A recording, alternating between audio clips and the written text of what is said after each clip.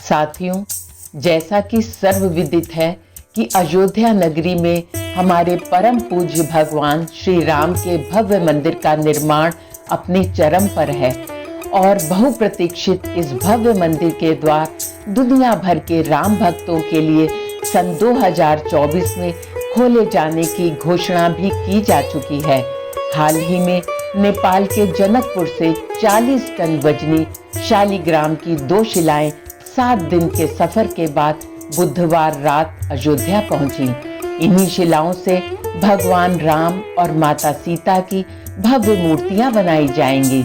शताब्दियों से भगवान राम के भक्त अपने प्रभु श्री राम के जन्मस्थल अयोध्या में इस भव्य मंदिर के निर्माण की प्रतीक्षा कर रहे थे। ऐसे में एक राम भक्त श्री सर्वेश भाई द्वारा इन शुभ शालिग्राम शिलाओं की अभूतपूर्व यात्रा का आंखों देखा वर्णन बहुत ही भावुक कर देने वाला है, जो कि इस प्रकार है। मेरे राम, मैंने अपने शहर को इतना विहल कभी नहीं देखा। 3 से 4 लाख लोग सड़क किनारे हाथ जोड़े खड़े हैं। अयोध्या में प्रभु की मूर्ति बनाने के लिए नेपाल से शालिग्राम पत्थर जा रहा है और आज वह ट्रक गोपालगंज से गुजर रहा है। कोई प्रचार नहीं, कोई बुलाहट नहीं, पर सारे लोग निकल आए हैं सड़क पर। युवक, बूढ़े, बच्चे, बूढ़ी स्त्रियां, घूंघट ओढ़े खड़ी दुल्हनें, बच्चियां, स्त्रियां हाथ में जल अक्षत लेकर सुबह से खड़ी हैं सड़क किनारे। ट्रक सामने से आता है तो विहल होकर दौड़ पड़ती हैं उसके आगे। छलछलाई आंखों से निहार रही हैं उस पत्थर को जिसे राम होना है। बूढ़ी महिलाएं जो शायद शालिग्राम पत्थर के राम लखन बनने के बाद नहीं देख सकेंगी, वे निहार लेना चाहती हैं अपने राम को। निर्जीव पत्थर में भी अपने आराध्य को देख लेने की शक्ति पाने के लिए किसी सभ्यता को आध्यात्म का उच्चतम स्तर छूना पड़ता है। हमारी इन माताओं, बहनों, भाइयों को यह सहज ही मिल गया है। जो लड़कियां अपने वस्त्रों के कारण हमें संस्कारहीन लगती हैं, वे आज हाथ जोड़े खड़ी हैं। उद्दंड कहे जाने वाले लड़के उत्साह में हैं, इधर से उधर दौड़ रहे हैं। मैं भी उन्हीं के साथ दौड़ रहा हूँ। इस भीड़ की कोई जाति नहीं है। लोग भूल गए हैं अमीर गरीब का भेद। लोग भूल गए हैं अपनी जाति गोत्र। उन्हें बस इतना याद है कि उनके गांव से होकर उनके राम जा रहे हैं। हमारे यहाँ कहते हैं कि सिया को बिहार के राम जी इसी राह से गए थे। डुमरिया में उन्होंने नदी पार की थी। हम सौभाग्यशाली लोग हैं जो राम जी को आज दोबारा जाते देख रहे हैं।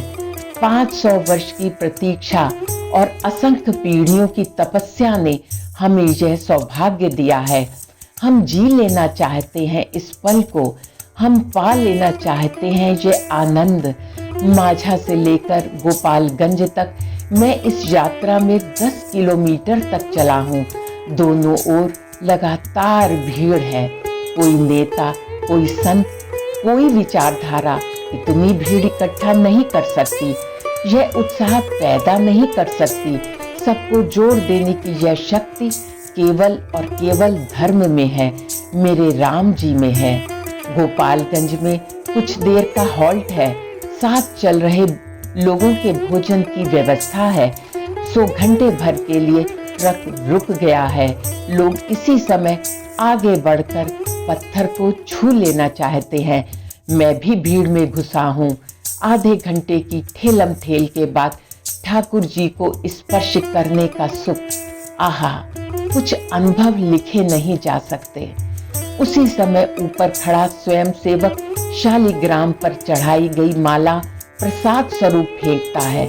संयोग से माला मेरे हाथ में आ गिरती है। मैं प्रसन्न होकर अंजलि में माला लिए भीड़ से बाहर निकलता हूँ, पर यह क्या, किनारे खड़ी स्त्रियां हाथ पसार रही हैं मेरे आगे।